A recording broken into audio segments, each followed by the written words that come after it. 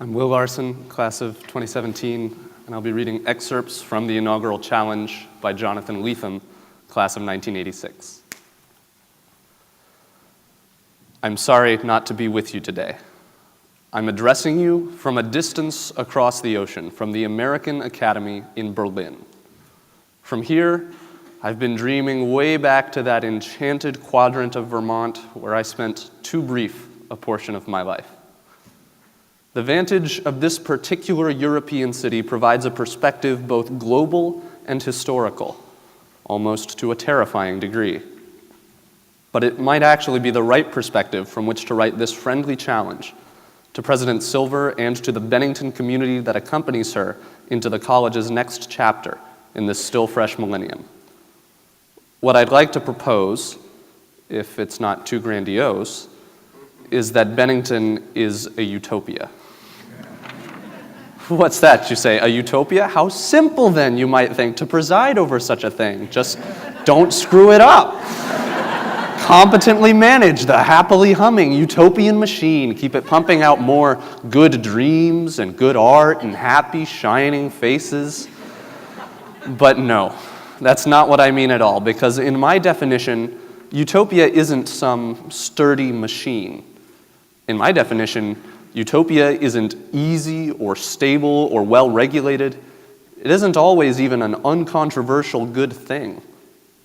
Utopia, in my definition, is a proposition, a whisper of possibility, a small aperture or window opening up in the edifice of the everyday, the edifice of the status quo and of the taken for granted.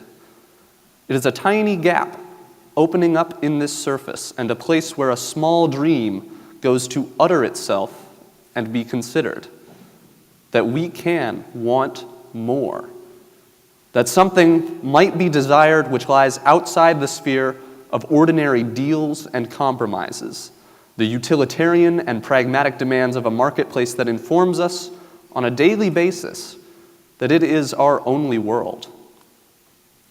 Utopia, in my definition, is also a very local situation. A part of the genius of Bennington's inception was its size. Perhaps this is also part of the genius, even if accidental, of Vermont itself.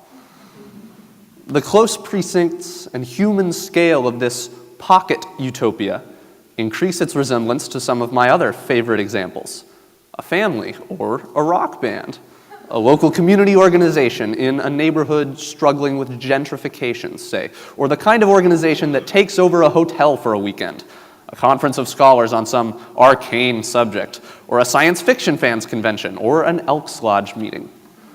Those things that Kurt Vonnegut defined as a karass, some band or tribe of humans marked by their special affiliation and recognizing one another anywhere. Bennington is a karass, and as the tribe spills out into the world, making its imprint, the institution becomes a container much bigger on the inside than on the outside. I adore Bennington's smallness, and yet I want to suggest that it's actually not enough to be only a pocket utopia, that in our somewhat dystopian world, more is required. This is where the challenge part comes in. President Silver, though it might seem enough to ask you to carry this utopian proposition, this gift economy, forward in its own sacred space, nestled here in the hills at the end of the world, I'll ask more.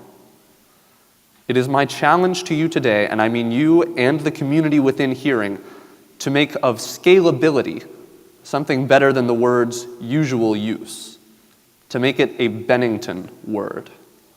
Not to franchise this place, to dot the landscape with Benningtons like McDonald's, but to always keep in mind that the utopian experiment here will ultimately fail if it doesn't seek to translate itself into the wider environment, to become a necessary expression of broader utopian possibility.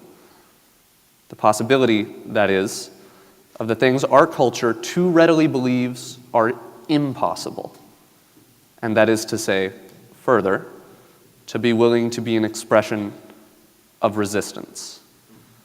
Thank you.